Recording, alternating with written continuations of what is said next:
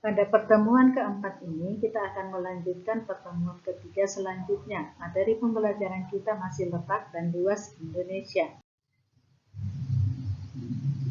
Yang ketiga yaitu letak secara geologis. Letak geologis Indonesia merupakan letak suatu daerah yang dilihat berdasarkan susunan atau struktur batuan pada tubuh bumi. Secara geologis, letak Indonesia dapat dilihat berdasarkan hal sebagai berikut. Tempat pertemuan tiga buah lempeng. Tempat pertemuan dua jalur pegunungan dunia yang berkumpul di Laut Banda. Terletak di tiga daerah. Di Indonesia terdapat banyak gunung-gunung Merapi. Karena itu, Indonesia sering terjadi gempa. Pergeseran lempeng bisa menyebabkan gempa tektonik, sedangkan letusan Gunung Merapi dapat menyebabkan gempa vulkanik. Letak geomorfologis. Letak geomorfologis adalah letak suatu daerah berdasarkan keadaan bentuk muka bumi atau sering disebut relief. Relief muka bumi tidak rata, ada yang berupa pegunungan, ada dataran rendah, dataran tinggi, pegunungan, dan gunung bukit-bukit.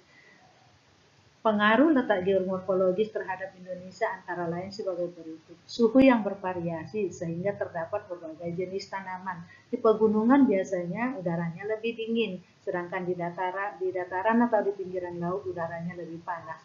Terdapat berbagai jenis mineral tambang di dalam perut bumi.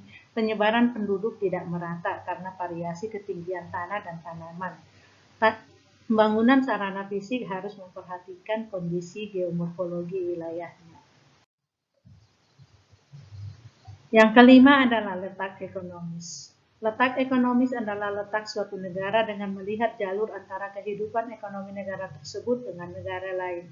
Hubungan negara Indonesia dengan negara lain itu sangat menguntungkan karena Indonesia terletak di jalur perdagangan dunia.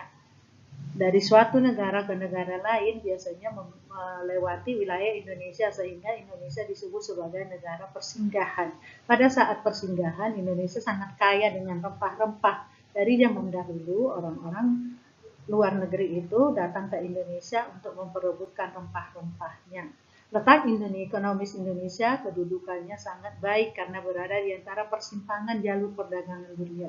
Negara tetangga Indonesia sangat membutuhkan hasil pertanian dan hasil pertambangan dari Indonesia dan kemungkinannya menjadi pusat pusaran perdagangan dunia. Luas Indonesia.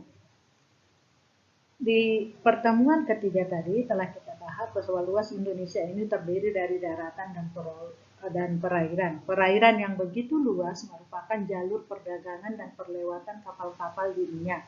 Luas Indonesia meliputi daratan dan lautan.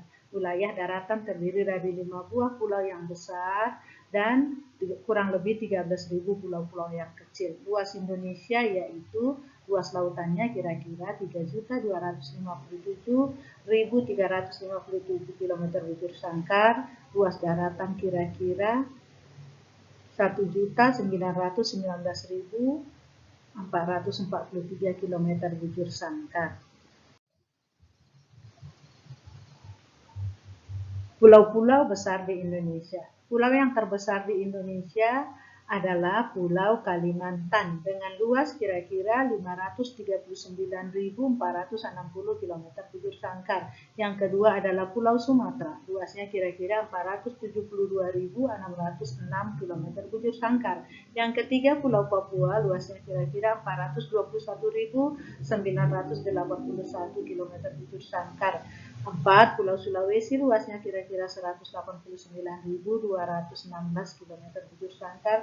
Dan yang terakhir adalah Pulau Jawa Madura luasnya kira-kira 132.187 km bujur sangkar. Demikianlah pelajaran kita hari ini. Silakan dibaca baik-baik modulnya, diperhatikan videonya, dibuat ringkasan dari modulnya yang penting-penting, dan kerjakanlah tugasnya di kertas pada folio. Selamat belajar, tetap semangat, dan jagalah kesehatan. Terima kasih.